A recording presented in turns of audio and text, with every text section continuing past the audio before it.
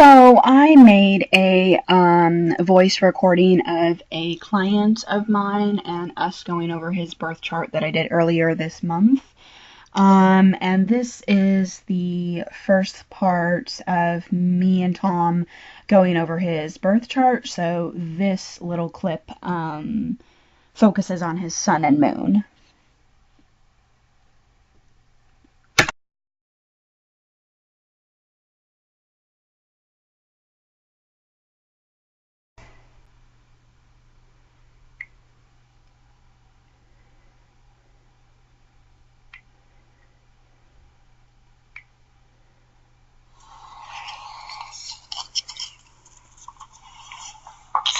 So, the thing I'm going to talk to you about is the placement of your sun and your moon in your birth chart.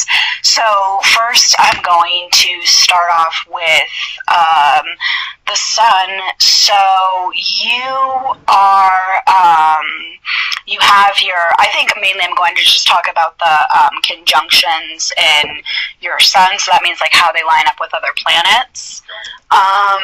And then, so basically your sun, you know, that's the main sign that you are. You're a Virgo. So, so like you were born the first week of September, and so your sun is in Virgo. That's your sun sign, and then it lines up with your Pluto. And your Pluto is in Leo, and the Pluto is about the planet that you're really passionate about and things that you really love. And so that's already, you know, the zodiac sign of your Pluto. If it's in Leo, that's really intense already, because your Pluto is the most intense planet, and then Leo is like one of the most intense signs because it's like a fire sign. It's, you know, the lion, and it's really powerful. And then, so that means you just have a really interesting personality, and you're rather brash because you have your sun lined up with your Pluto. And then on top of that, have those, so you actually have three of them conjuncting each other. You have your sun conjunct your Pluto conjunct your Mercury, which means that they're all in the same place. And so that's really interesting to have your Mercury, so that's the planet about your you know, ideas and communications and what you like to talk about and everything. And so that's all lined up with everything, and so that's that's kind of an interesting personality, because they're all, especially to have, you know, your Mercury on top of your passionate Pluto, and then also your sun. That's a really interesting combination. And then the next part, I want to talk about your moon. So the moon is the planet that represents our inner emotions. And the moon also represents our mom, and it can be because it's about feelings.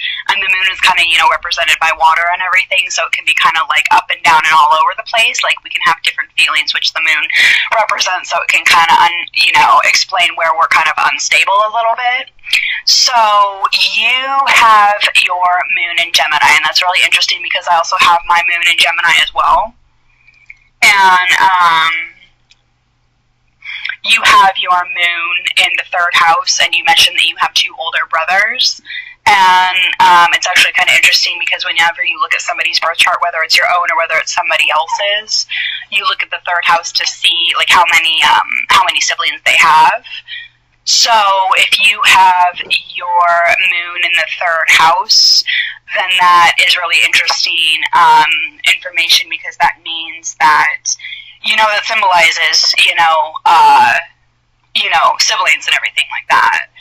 So like, let's say somebody didn't have any siblings, and then they would have like an empty third house. So you do have something there that represents your brothers and everything. And then that, you know, like I said, the moon represents, you know, maybe a little bit of confusion. So maybe you do have older brothers, but you really don't know whether you want a relationship with them or not.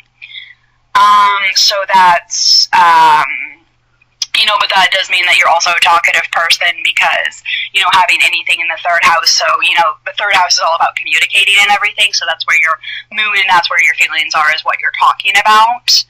And then, and you actually have a really good, the other thing that I noticed in your birth chart that was also a really good placement is, the really good planet of, Jupiter. So that's what makes us happy and what we're really good in, and like where our talents lie and everything. That's in the second house.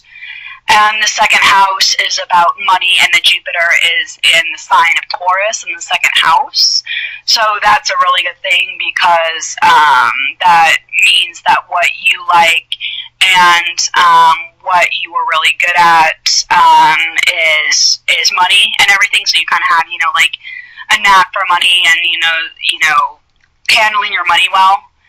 So that's good. You're not somebody that like just blows all their money. You're somebody that knows how to handle it, and you're good with the stock market and making trades and stuff like that. And you're not. This is a really good placement since you work in the stock market, because this is somebody that handles their money well and doesn't just go around and just like spend all their money all the time, because sometimes people do that. And then Chiron is the asteroid of our deepest wounds. So like I have, for example, I have my Chiron, which is the bad asteroid conjuncting my moon. So that indicates, bad relationships with my mom, and your Chiron was in the 10th house, so that indicates bad relationships with your dad. I don't know, maybe you had a problem with your dad or something like that. And then the other thing that I kind of notice is that your Saturn, so that's the really bad planet, that's the outermost planet and everything, it's pretty popular, the one with all the rings around and everything. It takes like at least 200 years to like orbit the Earth, or orbit the sun, I'm sorry. And so that's the fears and the problems and everything, that we have. And it's really interesting because, of course, Venus is the planet of love. So it's interesting that you do have your, you actually kind of have a bad conjunction when it comes to relationships. And you have your Saturn conjuncting your Venus. So that's not good because that has, the really bad planet on your love planet.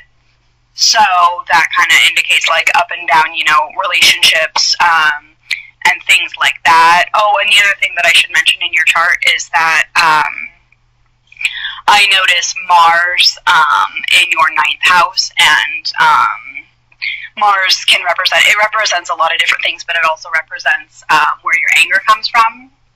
And so the 9th house is about what's, religion and stuff like that. So you have Mars in your 9th house, so you maybe have had like kind of a strict religious upbringing, or maybe you had something bad with a church or something like that. So it indicates somebody who does not, practice traditional religion. So did you have like a bad experience with, the church or something like that? No. Okay, because I know that you're not one to follow traditional religious beliefs. Grown up non-traditional. We were raised non-traditional. Yeah. Yeah, I understand what you mean, because like my aunt has Mars in her 9th house, and she's somebody that's really in over the top religious and everything like that. And looking at your birth chart, I thought it was kind of interesting because you're kind of on the other side where you have Mars in the 9th house, but you're not a religious extremist. You're somebody that you're somebody that was kind of victimized, and somebody just that's not really into traditional religion and stuff like that. I say victimized, we just grew up in a non-traditional type church. Were you guys atheists? What kind of church did you grow up in? Unitarian. What kind of a church is that? It's barely even a Protestant. They don't really believe like Jesus and all that stuff. What do they believe? It's more spiritual kind of stuff. Oh, that sounds like fun.